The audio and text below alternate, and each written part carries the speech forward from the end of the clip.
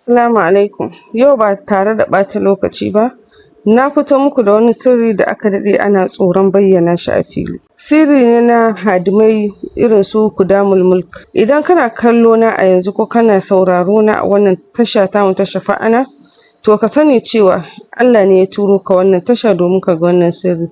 Amma gargaɗi na anan shine wannan aiki ba na yara bane, kuma wannan aiki ba na masu raunin zuciya bane, kuma wannan aiki ba na rago bane.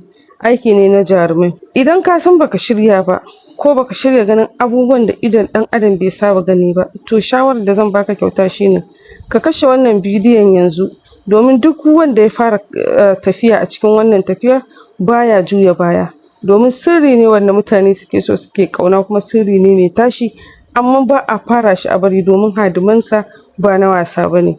Shin kun taɓa tambayar kanku me yasa wasu mutane za ku ga kamar dukiya ba ta musu wahala, ba sa shan wahala gurin neman dukiya? Sannan kuma za ku ga wasu mutane kamar sarakuna ko masu mulki ko masu izza, masu ji da kansu ko masu tashe, za ku ga suna da kwarjini. Wasu idan ka je gaban su da wata magana ma sai ka ji kana ji kamar ka musu sujjada, kwarjinin su ya rufe ka.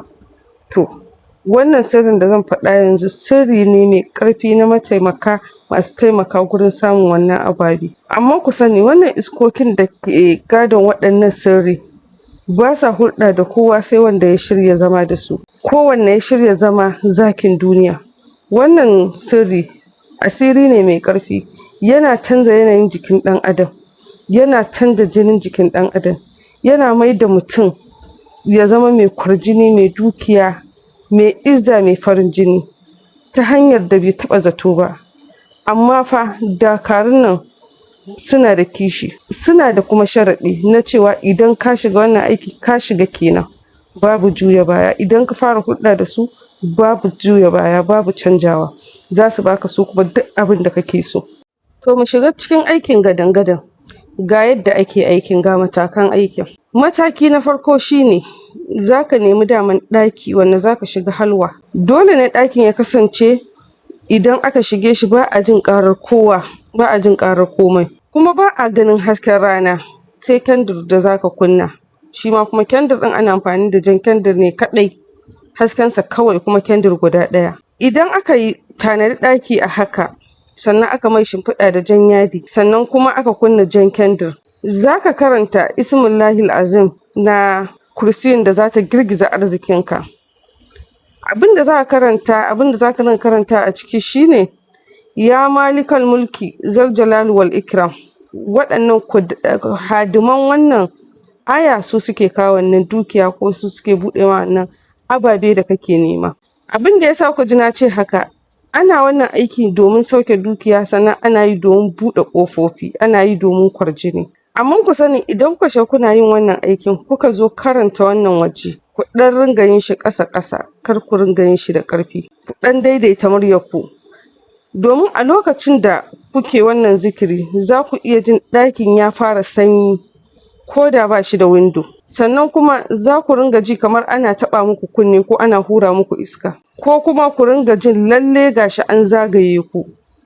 To ba komai bane, wannan alama ce kawai ta cewa dakarun Kudamul Mulki sun kewaye ku, suna tare da ku. Idan kuka ji an taɓa ku ko an ja ƙafar ku ko an taɓa ƙafar ku, kar ku tsorata. Kamar yadda na gaya muku, ku ji ana hura iska a kunnen ku, kada ku tsorata, kuma kada ku buɗe idon ku, ku ci gaba da aikin ku. Kada ku daina zikirin ku. Idan kuka daina, to ku sani gaskiya kun janyo wa kanku.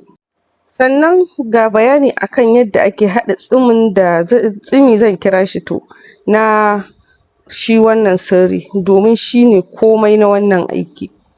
Shi wannan sirri, bayan ka tashi za ka shiga wannan ɗaki, daman za ka shiga da ruwa a kwanon dalma silba, ko dalma dai haka dai, kwano na shafa na tasa ko kuma na silba. Sannan za ka zuba mai gishiri, gishirin kuma da ake so irin gishirin dutse. Za kuma ka samo tafarnuwarka ka sa kamar dai da kuke gani guda 7. Idan ka sa ta za ka zauna a ɗakin, za ka karanta mata ayatul kursi kafa 70 akan wannan dai ruwa da ka haɗa. Sannan za ka ringa wannan aiki yana ciki, amma tun a ranar farko za ka fara ɗiban wannan ruwa kana ɗan wanke fuskarka da shi, domin idonka na uku zai buɗe, ƙofofin ganin gaibu za su buɗe maka.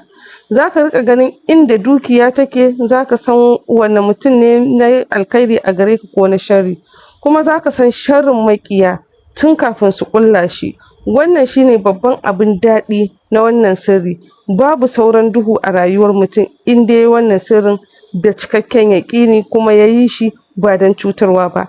Ba na ba da wannan sirrin ba ne domin ka je kai sata ko kuma wani abu makamancin haka. A'a, na bayar ne domin yaye matsalolin rayuwa da kuma samun abin nema.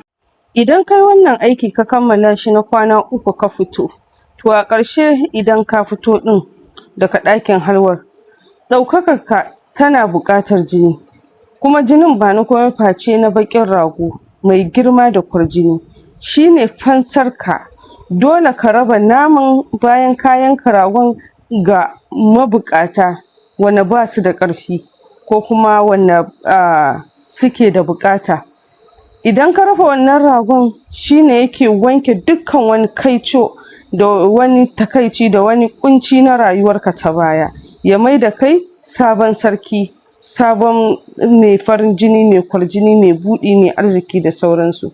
Masoyanmu na tashar Shafi a Nan, ku sani na bayar da sirrin nan, na fito da sirrin nan ba don komai ba, domin wasu haƙiƙa suna so ne ba don son zuciya ba, a'a, sai don tsananin da suke ci, suna son su samu sauƙi a rayuwa. Shi yasa na fito da wannan sirrin. Sannan kuma duk wanda yake son ƙarin bayani ko kuma wani izini na musamman, to zai iya tuntuɓar mu a lambar wayar da za mu sa.